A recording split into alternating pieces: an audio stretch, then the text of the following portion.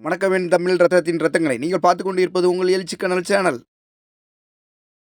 என்னுடைய அண்ணன் புரட்சி கலைஞர் கேப்டன் விஜயகாந்த் அவர்களோட வணக்கம் என் தமிழ் ரத்தத்தின் ரத்தங்களை. நம்ம இன்னைக்கு ஒரு சுயநலவாதியை பற்றி பேச போகிறோம். எப்பவுமே நம்ம நல்லவங்களை பற்றி தான் பேசணும். சுயநலவாதியை பற்றி பேச வேண்டிய கட்டாயத்தில் இன்னைக்கு இருக்கிறோம்.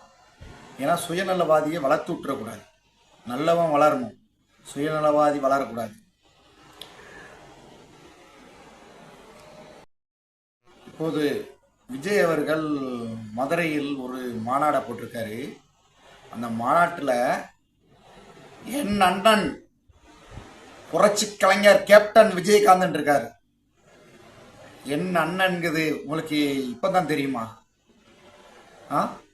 கிட்டத்தட்ட 2017 இருந்து கேப்டன் அவர்கள் உடல்நிலை சரியில்லாமல் வீட்டில் இருந்திருக்காரு.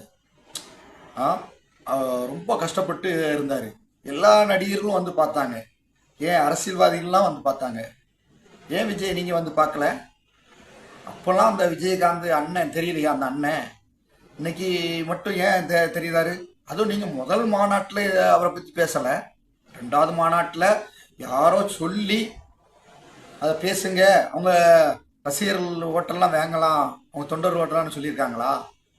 அந்த கதை மட்டும் நடக்காது. இன்னைக்கு கேப்டன் தொண்டர்கள் கரெக்டாக இருப்பாங்க.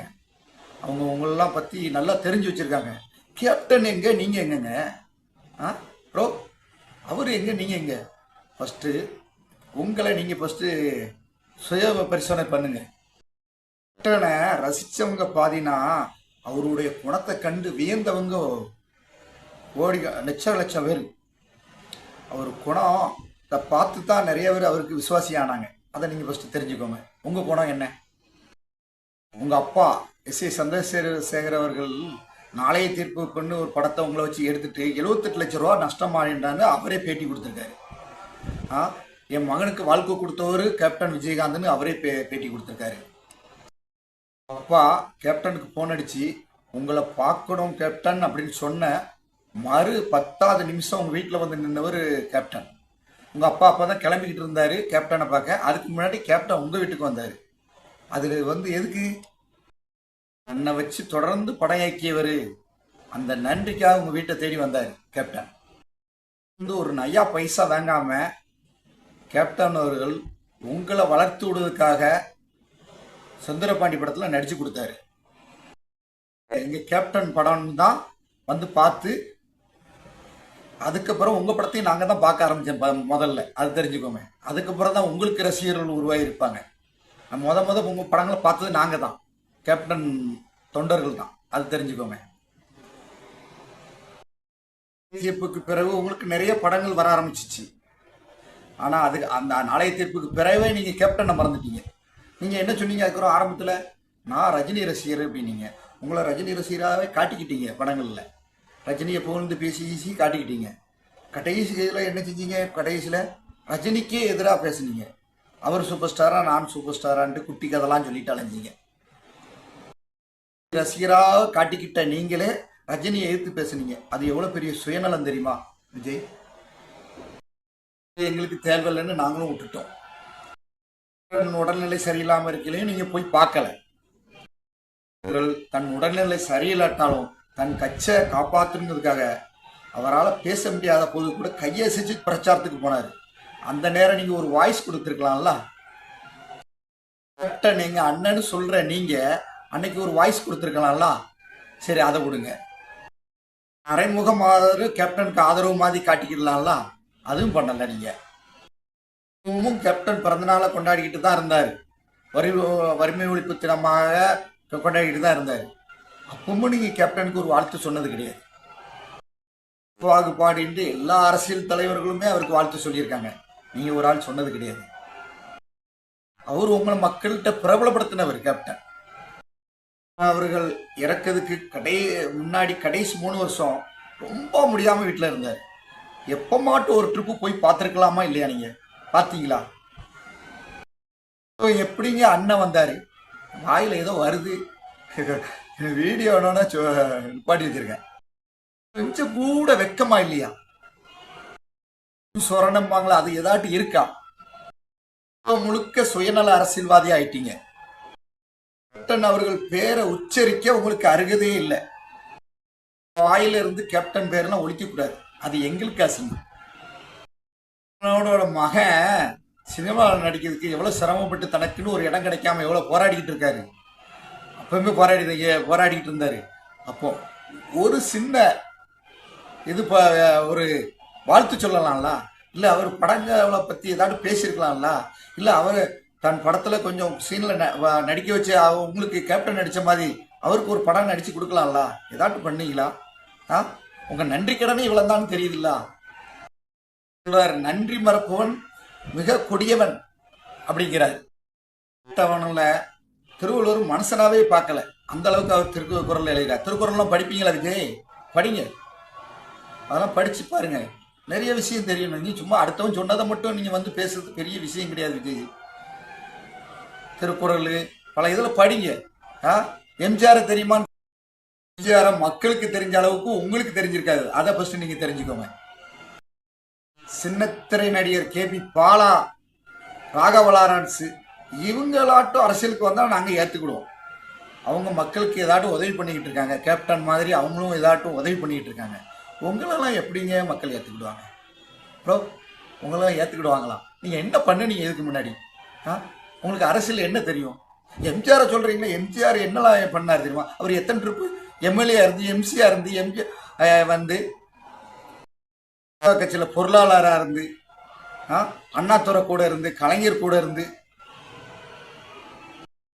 படிப்படியா அரசியலுக்குள்ள வந்தார். முதலமைச்சரான்னு தெரியுமா? உங்களை மாதிரி திடீர் அரசியல்வாதி அவர் கிடையாது. கேப்டனை பத்தி பேசுறீங்களா? கேப்டன் எப்படி அரசியலுக்கு வந்தாருன்னு உங்களுக்கு தெரியுமா? ஆரம்பத்துல இருந்து மக்களோட ஒன்றி போனாரு, அது உங்களுக்கு தெரியுமா? இல்ல விஜய் ப்ரோ, நீங்க வில்லுன்னு ஒரு படம் எடுத்தீங்களா? நீங்க திருச்செந்தூர் பக்கம் தான் நீங்க ஷூட்டிங்கு வந்தீங்க. அப்போ பிரபுதேவா கூட கூடியிருந்த மக்களை பார்த்து கையை கட்டினாரு. நீங்க யாரையாட்டு பார்த்து ஒரு கையை கட்டினீங்களா? அப்படியே இங்கேயும் மொத்த திருப்பாம நேர பார்த்துக்கிட்டு தானே நடந்து போனீங்க இவ்வளவு ஷூட்டிங்கு. அதை நான் கண்ணால பார்த்தேன். அவங்களுக்கு அம்மாவை நடிச்சிருப்பாங்க, நீங்க அந்த மணி அடிச்சுட்டு போயிட்டு அந்த சீனை கிட்டத்தட்ட 15 திருப்பி எடுத்தாங்க. அதையும் நாங்க பார்த்துக்கிட்டு தான் இருந்தோம், அந்த ஒரு சீனை. அப்படி கிடையாதுங்க. ஷூட்டிங் வரதவங்ககிட்ட கையை காட்டிக்கிட்டு, அவங்க கிட்டத்துல உதவி கிட்ட உதவி பண்ணிக்கிட்டு, ஒருத்தர் பேச்சு கொடுத்துக்கிட்டு எல்லாத்துலையும் கலகலப்பா இருப்பாரு. அவரு எங்க, நீங்க எங்கங்க? ஏண்டங்க உச்ச நட்சத்திரமா இருக்கும், அதனால நம்ம ஈஸியா முதலமைச்சர் ஆயிடலாம்னு நினைக்காங்க என்பது நிழல், நிஜமல்ல. அதை மக்கள் ரசிப்பாங்க, அதனால உங்களை பெருசா தூக்கி வச்சாங்க. ஆனா அரசியல் வேற கண்ணா. இல்ல தானம் பண்ணணும், தைரியமா இருக்கணும். மாதிரி பொதுமக்கள்கிட்ட வந்து உங்களால யதார்த்தமா பேச முடியுமா? பேச முடியுமா? கேப்டன் பிரஸ் மீட்ல வச்சு அவ்வளவு இதுக்கு கேள்விக்கு பதில் சொல்லுவார, உங்களால முடியுமா? கேப்டன் மலை, நீங்க மடு. 200 கோடி 250 கோடின்னு சம்பளம் வங்கதா சொல்றீங்களே, மக்களுக்கு ஏதாவது கொடுத்தீங்களாங்க? கேப்டன் லட்சங்களை சம்பாதிச்சு கோடிகளில் கொடுத்தாரு. நீங்க கோடிகளுக்கு சம்பாதிச்சு 1 லட்சம் கூட கொடுத்துருப்பீங்களா? லாரன்ஸ் கொடுக்காரு. சின்னத்திரை நடிகர் அவர் எவ்வளவு வாங்குவாரு? கேபி பாலா அவரு கொடுக்காருங்க. நீங்க அதை கொடுக்கறதுக்கு மனசு இல்லை, நீங்க அரசியலுக்கு வரீங்க. ஃபர்ஸ்ட் கொடுக்குற மனசு ஃபர்ஸ்ட் வரட்டும், நீங்க இன்னும் வளருங்க, அதுக்கப்புறம் அலசி வாங்க. இன்னும் ஒரு 20-25 வருஷம் கழிச்சுதான் நீங்க உங்க நிலவரத்தை பார்க்க முடியும் மக்களால. இப்பெல்லாம் நீங்க வந்து சீரோ. நீங்க கேப்டன் இறந்ததுக்கு போகும்போது உங்க மேல செருப்பை தூக்கி போட்டாங்களா? அப்பவே புரிஞ்சுக்கோங்க, உங்க மேல கேப்டன் தொண்டர்கள் எவ்வளவு கோபத்துல இருக்காங்க ஃபர்ஸ்ட் தெரிஞ்சுக்கோங்க. நடிகரா ஆகுதுக்கும் கேப்டனை தான் கையேந்தீங்க. இப்போ அரசியலுக்கு வரும்போதும் கேப்டனா தான் கையேந்தீங்க. பாத்தீங்களா? கேப்டன் கர்ணன் மாதிரி இருக்க கொடுக்குற இடத்துல நீங்க ஏதாவது ஒரு இது யாருக்காட்டும் ஒரு சின்ன ஹெல்ப் பண்றீங்களா? தெரியுது, கேப்டனோட பெருமை இப்பதான் தெரியுது. அதாவது யானை இருந்தாலும் 1000 பொண்ணு, இறந்தாலும் 1000 பொண்ணும்பாங்க. கேப்டன் இருக்கையிலையும் அவர் தான் அவங்களுக்குலாம் உதவி பண்ணாரு. கேப்டன் இறந்தப்பறம் அவர் உதவி தான் நாடுதீங்க. இப்போ பார்த்தீங்களா, அந்த இருந்தாலும் 1000 பொண்ணு, இறந்தாலும் 1000 பொண்ணுங்கிற உதாரணமே கேப்டனுக்கு அழகா பொருந்தது. நீங்க கேப்டன் ரசிகர்களை ரொம்ப கோவப்படுத்திட்டீங்க. அண்ணன் அப்படின்ட்டு கேப்டன் ரசிகர்லாம் தனக்கு ஆதரவாக வருவாங்கன்னு நினச்சி சொன்னீங்க. ஆனால் உண்மையில் அது உங்களுக்கு எதிராகவே மாறிட்டு. அதுதான் உங்களோட அரசியல் தெரியாதது காரணம் ஒன்று அதுதான். ரசிகர்லாம் கொந்தளிச்சுக்கிட்டு இருக்காங்க. நீங்கள் ஃபேஸ்புக்கு யூடியூப்லாம் பாருங்கள். அதில் இப்போ விமர்சனங்களை பாருங்கள், கீழே பாருங்கள், கருத்துக்களை பாருங்கள். உங்களை பற்றி என்ன மாதிரி கேவலமாக போடுதாங்கன்ட்டு. கேப்டன் ரசிகர்லாம் உங்களை கேப்டன் ரசிகர் யாராட்டும் ஒரு ஆள் உங்களை பொழுது போடலை, அவ்வளோ பேர் உங்களை இதுதான் போடுதாங்க. அதெல்லாம் படித்து பாருங்கள். எந்த அளவுக்கு அவங்க கேப்டன் தொண்டர்களை கொந்தளிக்க வச்சுருக்கீங்கன்னு பாருங்கள். உங்கள் மேலே ரொம்ப கோபமாயிட்டாங்க கேப்டன் தொண்டர்கள்லாம். அதனால தான் இந்த வீடியோ போடுறேன். நீங்கள் எங்களுக்கு பகையும் கிடையாது, ஒன்றும் கிடையாது. நீங்கள் உங்கள் வழியில் போனீங்க, நாங்கள் எங்கள் வழியில் போனோம். இப்போ இந்த மாநாட்டில் தான் எங்களை வந்து தூண்டி விட்டீங்க உங்களுக்கு எதிராக. இனிமேல் உங்களுக்கு எதிராக வீடியோ போடுறது தான் எங்கள் வேலை. கேப்டனை உங்கள் சுயநலத்துக்கு பயன்படுத்த பார்க்கீங்க தெரியுமா? விட மாட்டோம். கேப்டன் கருணை கடல். அவர் வந்து மனிதரில் புனிதர். இப்போ அவர் இறைவன் மாதிரி ஆயிட்டார். உங்களை செழிக்க விட மாட்டோம். கேப்டனை வந்து கில்லுக்கையா நினைக்கிங்களா? விட மாட்டோம். கேப்டன் அவ்வளோ சாதாரணமாக நினச்சி கேப்டன் மக்களோட ஆதரவு கிடைச்சிரும்னு நினைக்கிங்களா? கேப்டன் தொண்டர்கள் உங்களுக்கு ஆதரவு என்றைக்குமே கொடுக்க மாட்டாங்க. அப்படியே கேப்டன் தொண்டர்களுக்கு தெரியும். ஏன்னா அவங்கள ஆரம்பத்துல இருந்து கவனிச்சுக்கிட்டு இருக்காங்க கேப்டன் தொண்டர்கள்.